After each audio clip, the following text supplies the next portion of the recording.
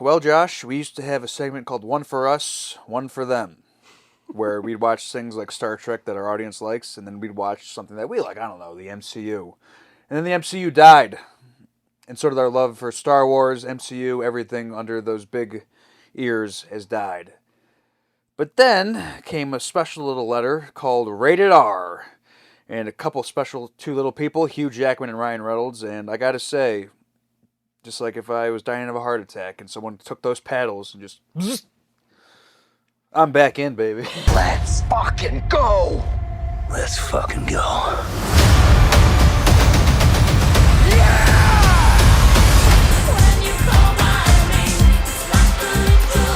We were both cautiously optimistic about this film to the point where probably weren't even going to see it in theaters. And then I had an open Friday, and I didn't even go to a nighttime showing. I went to a matinee at 11 a.m. I'm like, you know what? Whoa. Yeah, it's like, let's go see it. And holy God, I'm glad I did. Yeah, so I'm not the biggest Deadpool fan. I thought the first one was good. I thought the second one was fine. And seeing the trailers for this one, of course, I'm like, oh, cool, Wolverine's in it. Oh, they're in the MCU now, so they'll make jokes about the MCU like he already did anyway. But I was like, okay, it'll be fine. That's what I thought. And my biggest worry was, oh, it's just going to be MCU cameo fest and, not really much of a story.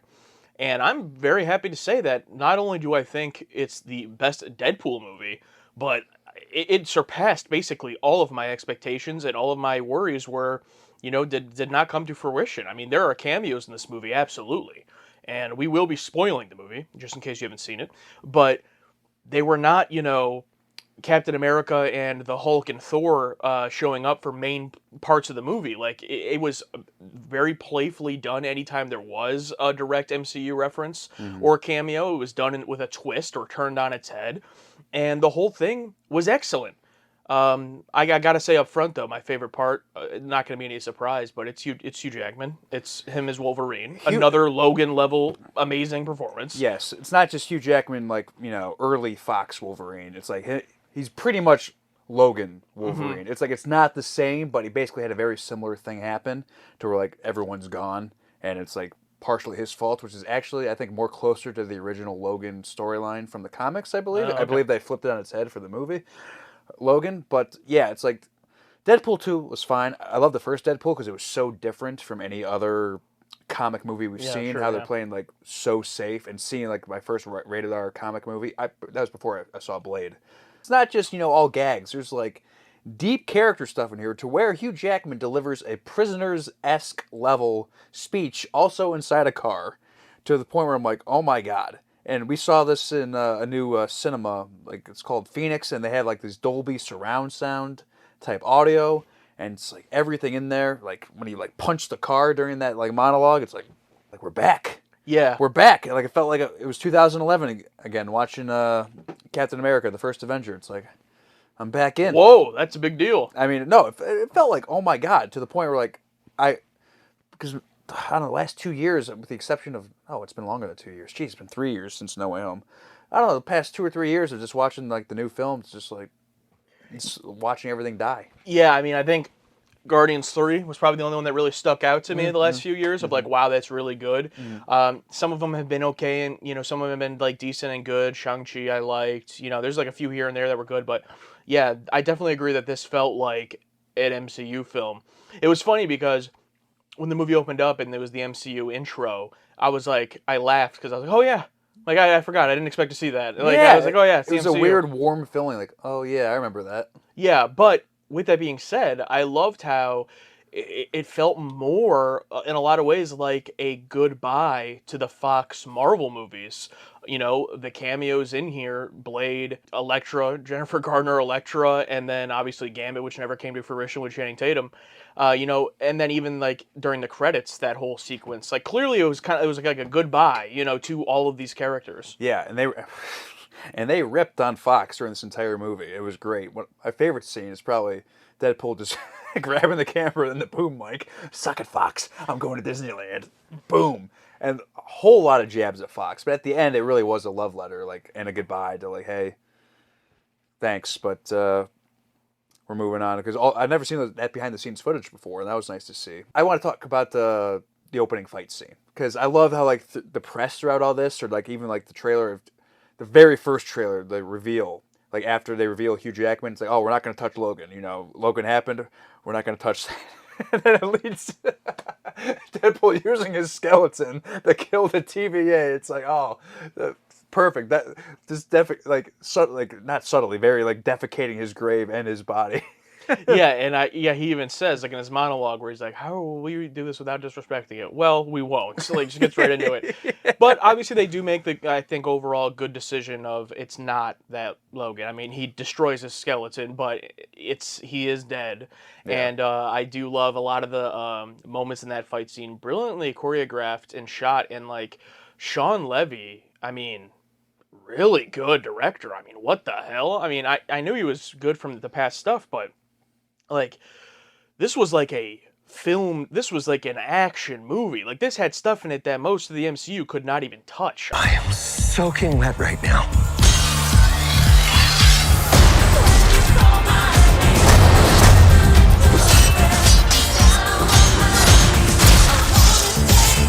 You know, the moments like when he has the claws on himself and he accidentally stabs himself in the balls, you know, and then he stabs the two guys and he can't get it out. Like, so many great scenes. Of course, you have the R rating, so you have the blood splatter and everything, which helps it too, but none of it felt like gratuitous or unnecessary. It fit Deadpool. And right from that opening scene, I was like, holy shit, this is a movie. And for the MCU, it's been a while. You mentioned the theater. We went to the same theater. It's a new theater near us, so shout out to Phoenix Theaters.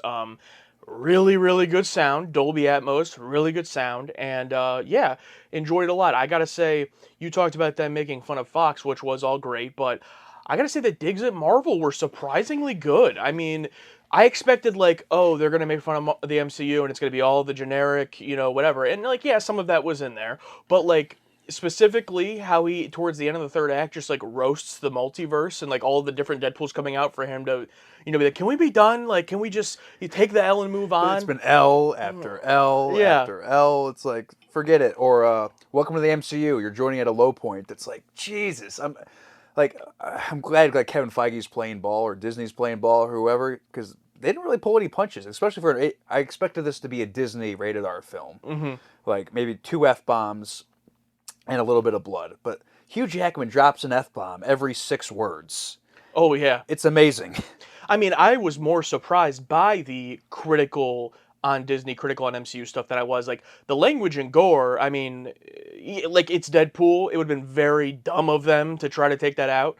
Like, if they put him in another movie, they're going to have to figure it out. But, like, for this, like, that would have been very dumb. Like, everyone would have roasted them if that was the case. Yeah. But the critical MCU stuff, like, they could have gotten away without it. You know, like, if they decided not to do it, people would have been like, oh, they didn't make fun of it that much, but it's not integral to the movie.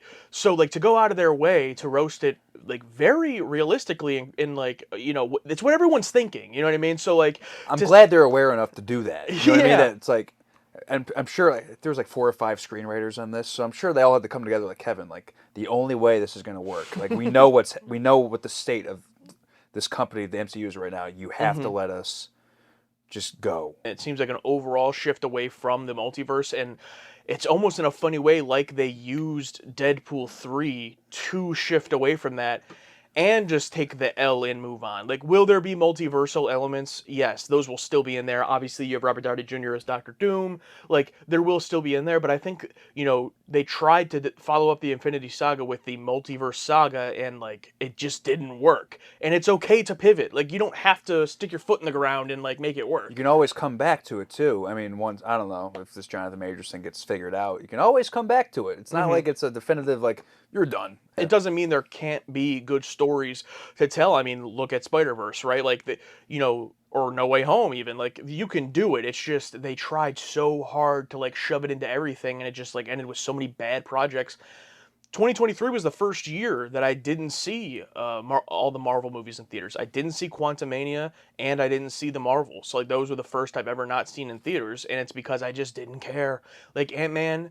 Quantumania, I did not care at all. Even had Kang in it, who I was very interested in. I'm like, this thing doesn't look good at all. And then like I saw a picture of MODOK, and I'm like, I'm not going. This movie has fan service, cameos, but it does it all in service of the story.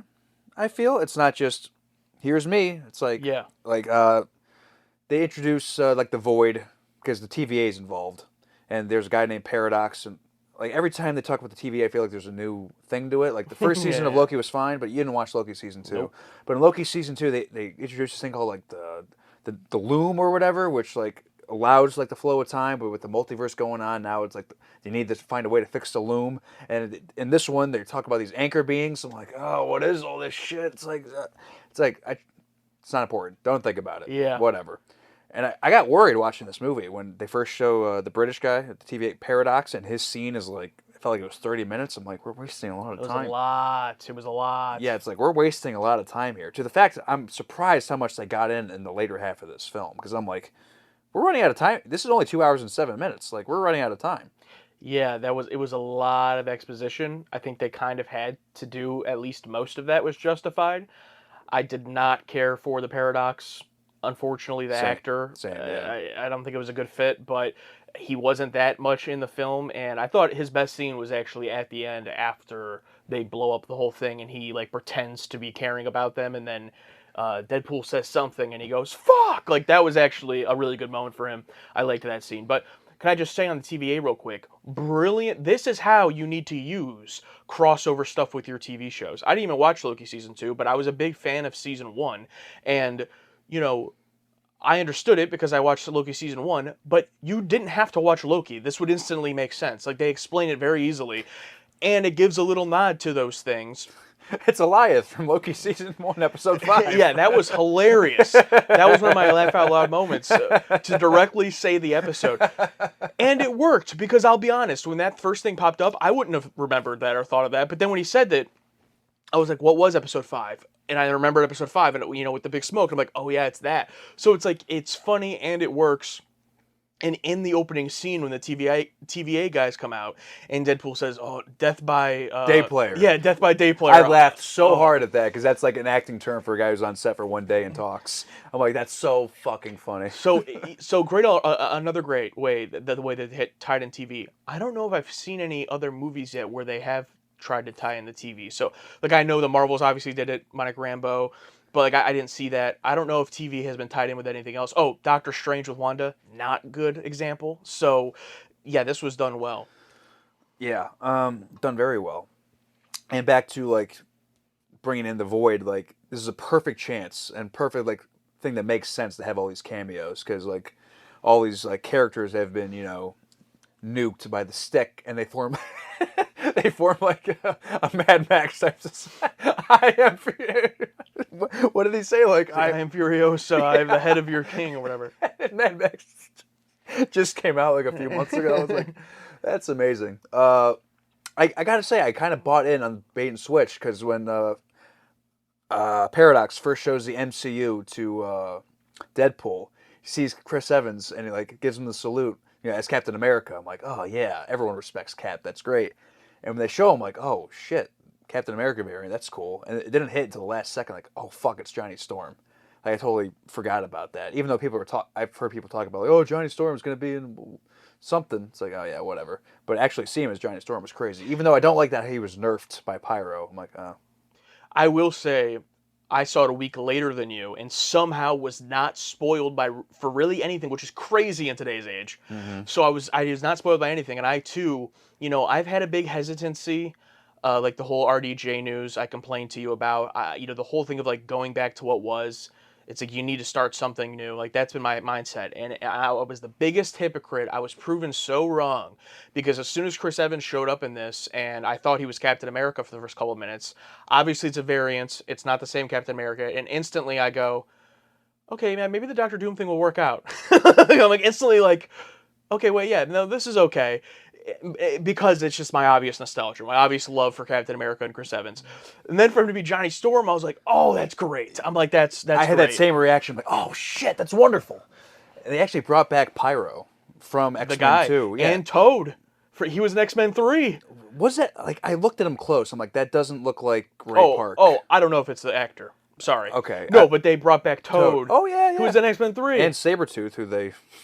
killed instantly? Yeah. Yeah, and also one of my favorite lines there, right before they fight, when Deadpool looks at the camera and he's like, all right, nerds, get your special sock. And it's like, it's a perfect example of, like, you can simultaneously, like, really appreciate and respect something while also acknowledging, yes, comic books are for nerds, or like especially back in the day were for nerds, and now it's not. And there's like that natural tension of like, who are these movies serving? Nerds who love the comics for decades, or all these random people and mainstream people? You can do both. Yes. Like you can serve both audiences. I think the best example is that is when Deadpool is just trying to find Wolverine, like the one to use. Like all those like things are from comics or like TV show. Yeah, mostly comics. Like when he's in the exact costume when he fights the Hulk, they do the exact comic cover with the reflection in the claws. That's great. Or him on the cross. That's a cover from a comic as well. All that is, or comic accurate Wolverine, the little short guy. Oh, that was great. Great reveal. And I loved that was the first one, too. People have been like, oh, of course, but I don't care. I loved Henry Cavill as Wolverine. Oh, yeah. So great. It's like, and you look a lot like Henry. Oh, my God. The cavalry has arrived. Henry Cavill's finally in a good movie. That's tough. That's tough. Like, oh, I liked Man of Steel. But that brings up a good point of this is one of those movies where I'm going to love, like as soon as it's available on Blu-ray, 4K, I'm buying it. And I'm going to love rewatching this one to catch all those little things. And it's just a great time. Like it's a longer movie, not for today's world, but it's a longer movie for me, 2 hours, right? But it like, I don't want to say it flew by, that's a bit much. I felt the length, but it was fun the entire time. I'm surprised how much they got in. And like the amount of slow motion, like they first get to the Void, Wolverine and Deadpool fight. Awesome. And then like they get captured, they get taken to Patrick Stewart's sister, blah, blah, blah. They get away in the Honda, whatever. They fight again. And that car fight and that scene where he delivers that performance is probably my favorite scene. Blade was my biggest pop. Blade, I'm like... I said, oh shit. Yeah, I'm like, are you fucking kidding me? And Gambit, too. And like I've been catching up on X-Men 97, the new Disney Plus show, and also the X-Men cartoon from the late 90s. So I've been catching up on Gambit, and then seeing Channing Tatum as Gambit, totally forgetting about that movie that never came to fruition. I'm like, holy fuck, and he looks just like him. Yeah, and the fact that they went all the way with the costuming and the accent, the costume, like... You know how long I've been waiting for this? Woo, I'm about to make a name for myself here. I don't think you guys walk away from this. You just make sure people know what happened here today. Because you know if that movie had been made a decade ago, he would not have looked like that. Nope. He would have just been wearing a brown trench coat, had a little bit of long hair. Yeah, it looked like how whoever played him in X-Men Origins. Just Oh, that guy, yeah. Yeah, that guy, yeah. But also, that leads to a slow motion fight. And then another fight later on with all the Deadpools. It's like, oh my God. I was amazed at how much they packed into this 2 hour, 7 minute movie. Yeah, I said I hadn't been spoiled on anything. This isn't necessarily a spoiler in the sense of like, oh my God, a cameo, but I did know that the actress who played X-23 was in the movie. I think I just saw like a red carpet interview or something. So I don't think it was a surprise she was in it, to be honest. I expected her to be in it. Yeah, but I definitely had that moment when she did come out, and I realized like, oh, it's been 7 years since Logan, and I was like, oh, I'm unk status. I'm old as fuck. Like you're an adult now. Like Holy I shit. remember watching Logan and her being a literal child. I mean, she's still young, but it's like, it's like I'm like, where are the years gone? It's yeah. Can we talk about Blade's first official word in the MCU is retarded? Thought you were, retired. Retarded. Retired. I gotta say, my biggest reveal, the one where I didn't even expect at all, because of how many surprises we've seen, was the mask. Like, I vividly remember I'm watching, like, the slow motion, like, after the whole nice pool thing gets obliterated. What regeneration factor? It's like, because our Deadpool just wants the dog. yeah, nice pool. Yeah, he's just getting obliterated.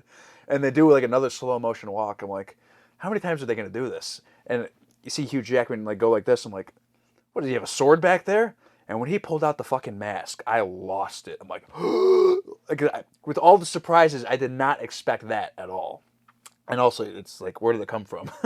Yeah, I was like, is it a hood? But yeah, I obviously really like that too. For whatever reason, again, it wasn't spoiled, but just through the promotional material, like him wearing the suit, like I was just like, okay, he's gonna have the mask at some point. So I did expect it a little bit. To the point where I remember during the movie thinking like, wow, he's not wearing the mask like really at all. Like this is weird, but it's Hugh Jackman. You gotta have his face. So when he did put it on, I'm like, okay, awesome. And they did it really well too. Yeah, yeah, it was a great scene, that slow motion, and it looks practical, it looks great. I mean, I think once it started, there's some point where it probably was CGI, especially during the fights. I mean, you can't see out. I guarantee. Oh, yeah, yeah. You couldn't see out of that thing, and it makes me wonder. Like, I would love to see a Batman film with Batman's white eyes from the comics and animated TV show. Oh yeah. Don't get me wrong, like seeing Robert Pattinson's eyes in the Batman was very important, especially that scene with the Riddler in the asylum where he's like Bruce, and he's like looks like he's about to cry. Mm-hmm. But I feel like similar to this, or even Gambit, because Gambit's eyes in the show and comics, his eyes are like black and red. So maybe it's another one of those things where. Oh, also the Dark Knight a little bit as well, when like his eyes lit up white when he was using like the computer system. But like, it could be a really cool horror Batman thing where it's like just darkness and then just white eyes. But yeah, I totally did not expect the mask. I thought just seeing the suit, I'm like, okay, here's your bone, nerds. This is you're getting the suit. Like Yeah. that's it. The mask was completely out of my brain. I totally forgot about it. Awesome. And that leads right into another amazing choreographed fight scene, tracking shot down the street, old boy. The old boy shot. Yeah. Killing all the Deadpool and going in through the bus was very creative and like an easy way to, not have to do it. But really a like lot of CGI blood, but that's okay. Yeah, and probably one of the best shots of the movie when they jump out the back of the bus and full Wolverine pose and literally like posing for the photo was awesome. And then when they all come back and it's like, well, that was all just a waste of time. But I loved the they're all shooting at him and then the dog comes out and they're like, hold your fire. Detriment to the film is once again not enough Morena Baccarin. Baccarin. However Yeah. you say it, Yeah, it's like just so talented after Firefly and everything. It's like I get it, it's Deadpool and Wolverine, but I just wish she had more chance to shine. Like, oh, I broke up with you, and that's it. Yeah, I mean, yeah, and I felt the same way in Deadpool too. I mean, oh yeah, she was dead. Yeah, yeah, she got killed at the beginning and brought back at the end. I mean, yeah, it's like that's one of those things. It's like, well, there's Deadpool at least, but it's not that she has the hugest role in that. But it's like at least she's a bigger part of it. She's a character. Yeah, like I love that dynamic in the first one, like the stripper and they're having sex on all the holidays in different ways. Like that's fun, and like the whole thing, like is she gonna like him as Deadpool, and then they have that resolution at the end. The villain for most of the movie was Nova. Oh, we should talk about her. Yeah. Not the worst villain ever. It's funny that it's Deadpool enters the MCU. Oh, he has to have an MCU villain, and what does that mean? It's a villain. It's like, yep, it's a villain. Yeah, it's like. And remember in Loki, the kid Loki? He's been like a kid for like thousands of years because people don't age in the thing. In the Void? Yeah. Oh, and then she obviously did? Oh. Yeah.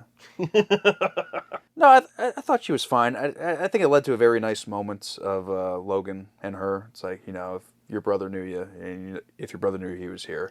I hate that Patrick Stewart's cameo was wasted on Doctor Strange. Yeah. That pisses me off. Not only does it piss me off, the fact that it was spoiled in the trailers. It's like, are you that fucking desperate for this shitty goddamn movie? The finger thing was cool effect.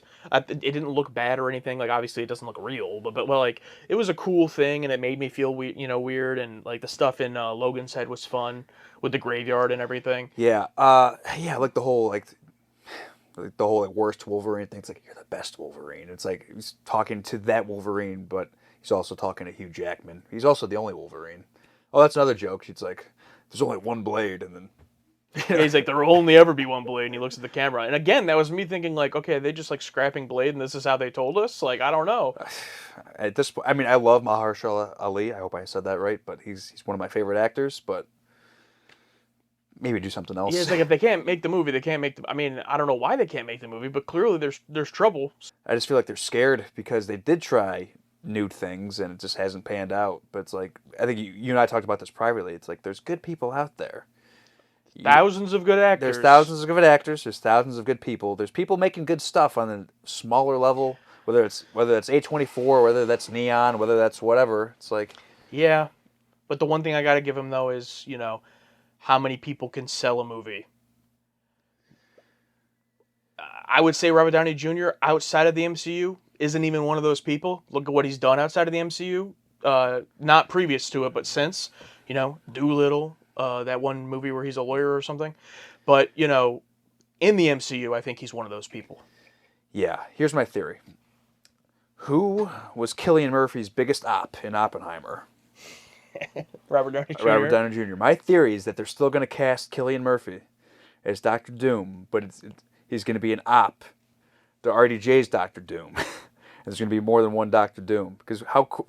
It'd be so dumb, but it'd be so... if they can just capitalize on their Oppenheimer beef in this universe, that'd be so funny. Yeah, I do really love the idea that it's a misdirect and, like, something's going to happen. But I hope it is. But even if it's not, this movie made me a little bit more open-minded. And you said at the beginning that this made you, like, completely bought back in. I don't know if I'm, pre-pandemic bought in like I was, Infinity Saga. I'm seeing every movie opening weekend. Like, I don't know if I'm that bought in. But I am, I'm sitting here, I couldn't even tell you what's next up, movie-wise, TV show-wise, when I used to know their schedule years in advance, But if whatever the next movie is pops up and I think it looks interesting, like, I'm a little bit more open-minded. I just feel like this movie would have existed whether Disney bought Fox or not, because Deadpool 2 and Deadpool 1 were huge successes. Mm-hmm. And it just kind of feels like they just let them make whatever movie they were going to make and just gave them the MCU juice. Yeah. So I'm worried that they're not going to be able to do that. For every project, Yeah, because it's not Deadpool, it's not Ryan Reynolds, it's not Hugh Jackman, like, in every movie. I just looked it up. The next film isn't until next year, and it's Captain America's movie with Sam. So, okay, I'll probably see that. And the trailer for that looked okay. I don't know if you watched it. I did, yeah. I was kind of like, you're going to recast Ross as Harrison Ford? It's like... As another older gentleman who's almost, close to being done. It's like, I thought the MCU was above, like, stunt casting, but we don't gotta get into that. But it's like, okay, I'm interested, I'll see it. And then also, the next thing for TV shows is Agatha All Along. But ignoring that, Daredevil Born Again also is supposed to come out next year. So if that actually does get made and comes out, I'll watch that. But it's like... That's how I feel. Like, it's like, this was nice, but, like, Guardians 3 was also nice, and that didn't put me right back on full track, Yeah, that's a good point, too. Now, don't get me wrong. I'm not going to go back and catch up on Echo and Miss Marvel and whatever the hell else. It's like, I'm still cautiously optimistic. I mean, I'm still riding the high of how good this movie was. And then when I sit down to think, like, oh, yeah, do I want to... I think I'm just done with the TV shows. Well, fair enough, yeah. Except maybe Daredevil. Maybe Daredevil. But even then, like, after She-Hulk, Daredevil, I thought Daredevil, like, was good as himself in that. Was good at himself, but seeing him take the walk of shame in his costume in broad daylight, it's like, Yeah, I don't know. I didn't like She-Hulk. Don't let me... I'm not saying that, but I'm saying, like, that's the show. I didn't expect Daredevil to show up and be Daredevil from, Netflix. Like, it's She-Hulk. Yeah. Weird introduction. I'll agree there. It was. Remember how we really liked the first episode of She-Hulk? Yeah, it's like, it's amazing how great things are before, like, you actually have to start, doing some more work. Yeah, it's doing like, a story. Yeah, yeah, it's like, just get a nice little establishment in there. That's why origin movies are so easy. Yeah, I just hope that this movie was a kick in the ass to someone upstairs at the boardroom. It's like, maybe we should make Daredevil Born Again or whatever comes next a little more adult and not so much he's standing right beside me, isn't he? Or right behind me, isn't he? Which Deadpool says in this movie. Which he makes fun of. But he can get rid of. Yeah, he can get away with it. I think he was making... Because right after that makes a little MCU comment. Like, he was making a joke about it. Yeah. But why was Thor crying? That was my favorite joke. And the fact that it was never resolved either. Yeah, it's just a nice little sprinkle because I could actually see that moment happening in, like, Secret Wars or whatever it is. Deadpool will be in the MCU in a non-Deadpool movie. They're going to have to figure it out, but, like... He's too much money. Yeah, so, like, I could see... I'm pretty sure they didn't film that. Like, I'm pretty sure it's just, like, archived footage that they have already of Chris Hemsworth. Thor the Dark World. They just took out... Oh, Loki. And remember when Loki fake dies? Yeah. But I could see it's not going to look exactly the same, like how Thanos didn't look the same between movies. But I think it would be awesome if it came a time where that did happen, and it's like, oh yeah, remember that happened in it? Like, that's classic MCU stuff. Yes, yeah. It's like I just hope this is like the first step in the right direction. But it was a great first step.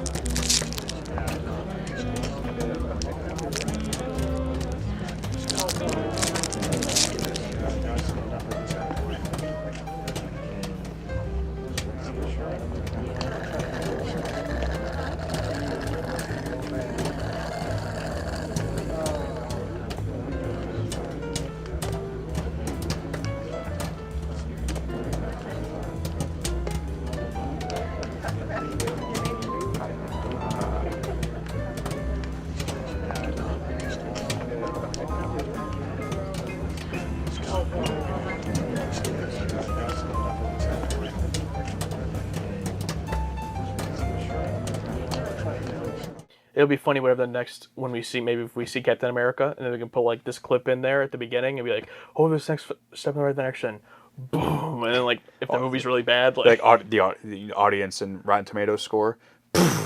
yeah, sure, yeah. Yeah. Or just even just cut to us then like talking about that movie, just like, boom, and we're just like, it wasn't, or it was, who knows.